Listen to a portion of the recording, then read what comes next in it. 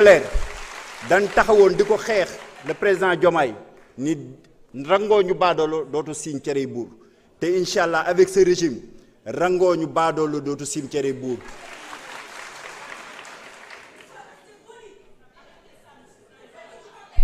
S'il vous plaît, honorable, restez sur la question et développez. C'est bon, merci.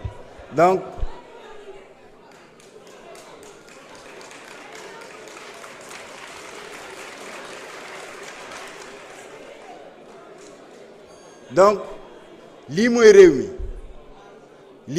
mi keneen papay jàmbur la mais ñi ngi sant ñëpp di gërëm ñëpp.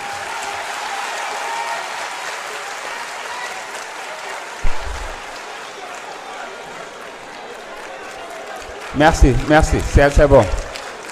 Monsieur le Premier ministre, vous avez la parole.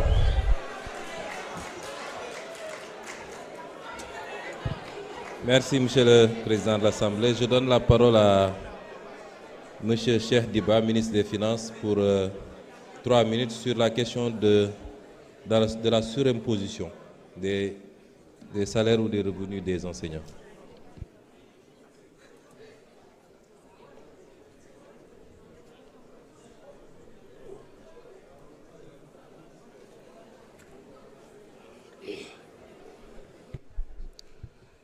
Assalamu alaikum wa rahmatullah. Monsieur le Président de l'Assemblée nationale, Monsieur le Premier ministre, Mesdames, Messieurs les membres du gouvernement, honorables députés, maa ngi leen di nuyu leen wax ne namoon naa leen man itam.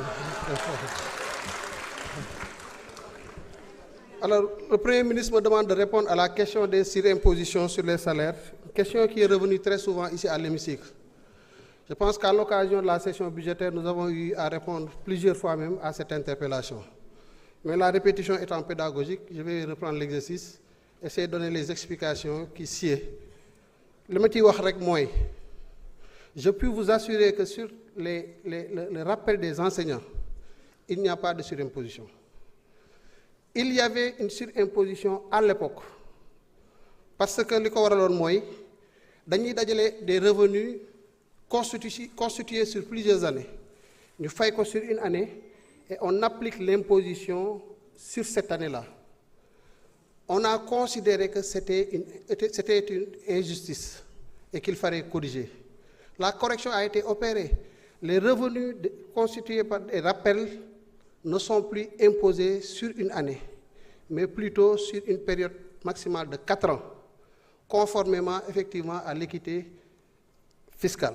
Loolu c'est clair, net et précis. Wax dëgg yàlla, de ce point de vue-là, j'avais dit ici à l'Assemblée nationale que député bi un enseignant ou ku mën a percevoir ressource ñu rappel ko mu jàpp ne dañ ko surimposer na ñëw suñu service yi on lui démontrera que il n'y a pas de surimposition.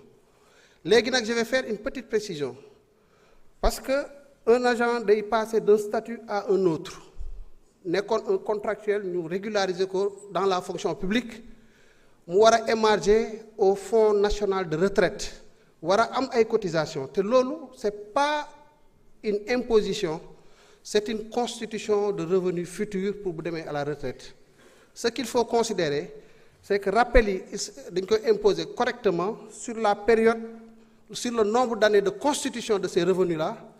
Par contre, ces revenus aussi font l'objet d'un autre prélèvement au titre du Fonds national de retraite. Loolu moom mooy li nga xam ne mën nañ ko considérer et cela n'est aucunement une surimposition, mais comme je l'ai dit tout de suite, un revenu constitué pour sa retraite plus tard. Voilà donc ce que je pouvais apporter comme réponse à cette question. Je vous remercie. Monsieur Olivier Boucal, ministre de la fonction publique.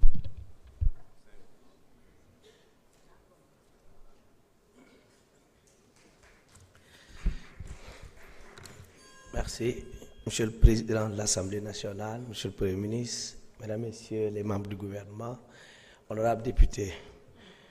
Voilà, je voudrais rappeler rapidement sur les crises récurrentes et en maintenant nous qui dundou chaque jour.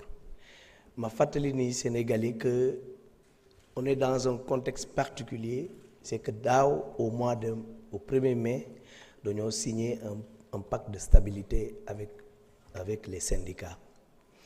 Je crois que loolu il faut que ñu koy jël toujours en compte parce que ñu bëri dañ koy fàtte